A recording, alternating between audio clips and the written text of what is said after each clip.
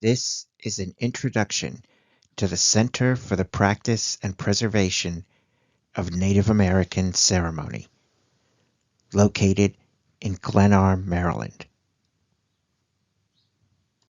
History.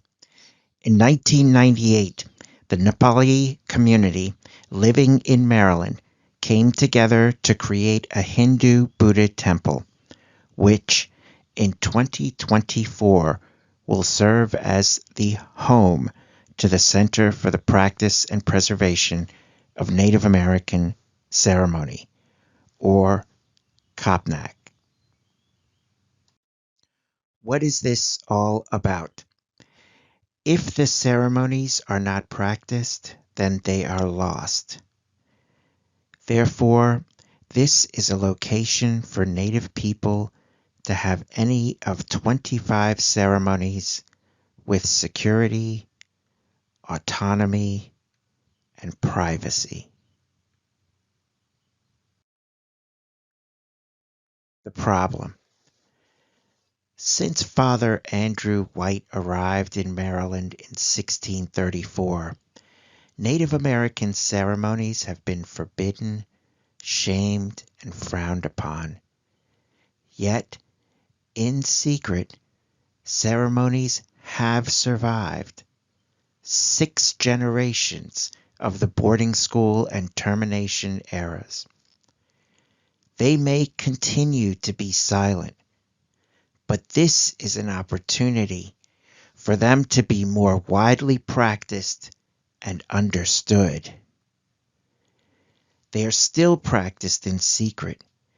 In 1978, the U.S. Congress gave the freedom of religion to Native American people, but the ceremonies are still practiced in secret and at people's homes, if at all. This is an opportunity to stand as equals with 2 of the world's great religions. All people feel this need to return to the earth, and Native Americans continue, like the earth, to suffer at alarming rates. Perhaps religion or Indianism, which is about connecting to the earth, can be what is needed. Here is a place to retreat, to try to find yourself amidst all the technology and all that's going on in this era. Currently, there is no place to go, no vetting, or references. Even if someone wanted to understand profound spiritual experiences that are unique to the Americas, there's no place really to go where practitioners are all vetted and a set of rules and guidelines are publicly available and established. Solution. The target audience would be Native people who need a place or time with their heritage that is real. This would start closing the gap, giving people something to believe in and be proud of that they can access. There is a time and cost savings. An efficient enlightenment experience can take place in one location, and it is easy to use.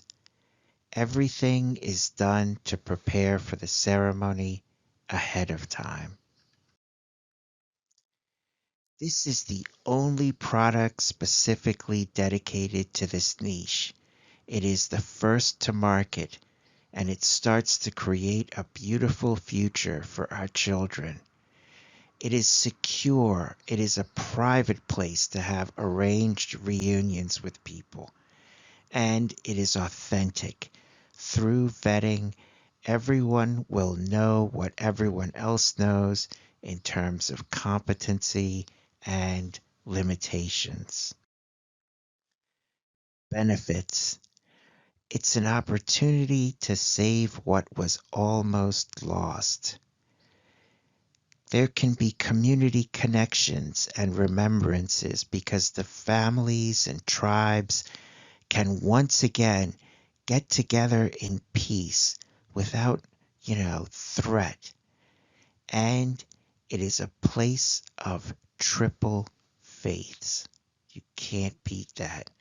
It's not far from Pimlico, which is part of the Triple Crown, and this is a place of triple faiths.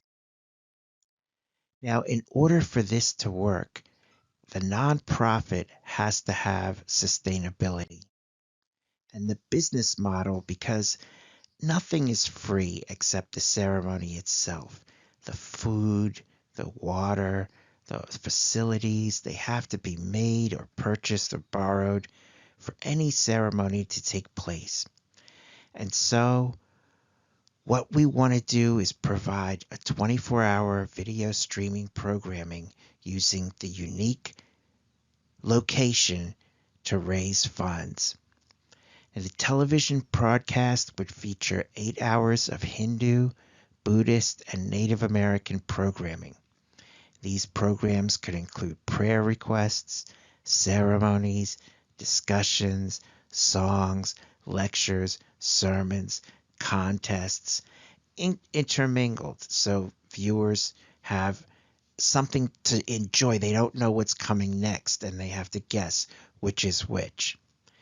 Now, by combining the spiritual and entertainment, the broadcast has a unique appeal, and it's designed to enrich, educate, and fulfill spiritual and scholarly needs in a single place that is easily accessible via social media.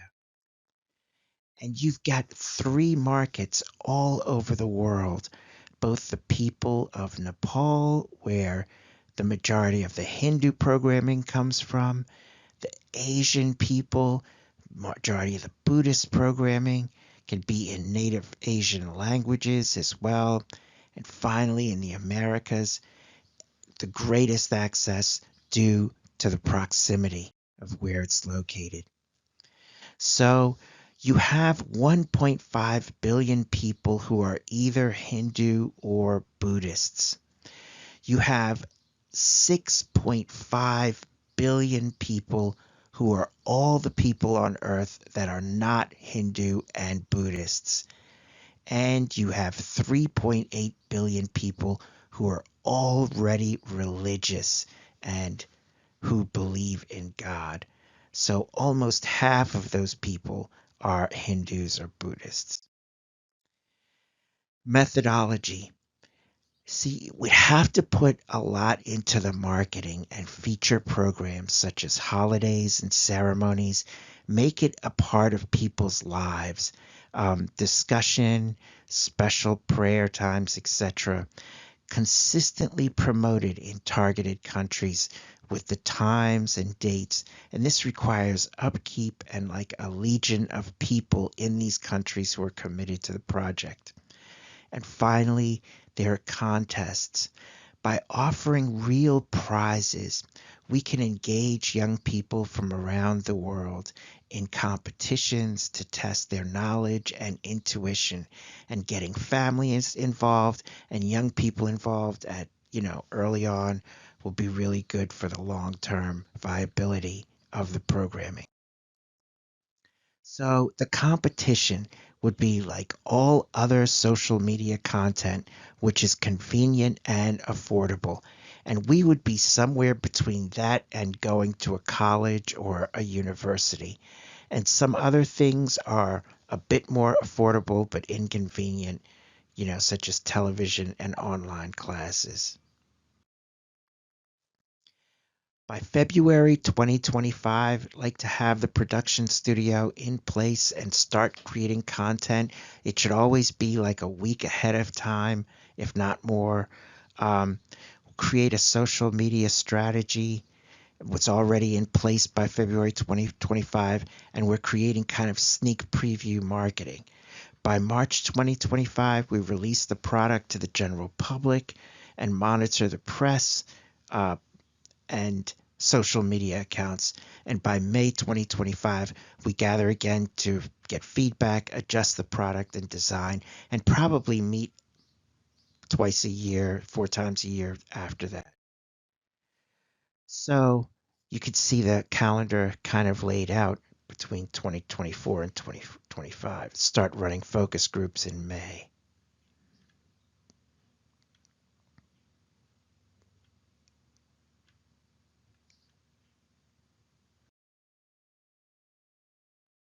The financials, assuming we have fixed expenses.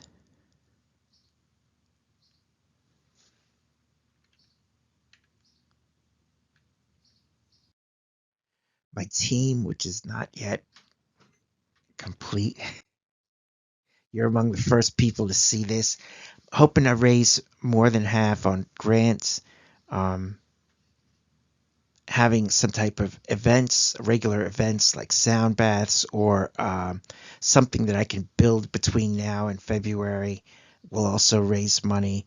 Having a fundraiser and then hopefully gifts and stuff we can get perhaps through the temple. And finally, in a world where indigenous traditions are at risk of fading away, among a people who are starving for a connection with the land and each other, this center stands as a home for the hope and reverence and gratitude which ceremonies have always provided the people of this land. Here, Native people have a dedicated space to honor their ancestral rights with security, autonomy, and privacy. Now, the mission is simple yet profound. It is to safeguard and practice this sacred legacy of these Native American ceremonies in a good way, because if they're not practiced, they're lost. And television programming in partnership with our two other faiths serve a diversity of interests that people may have, as well as contests and prayer lines and live music and other exciting and diverse programs to sustain our center. Thank you.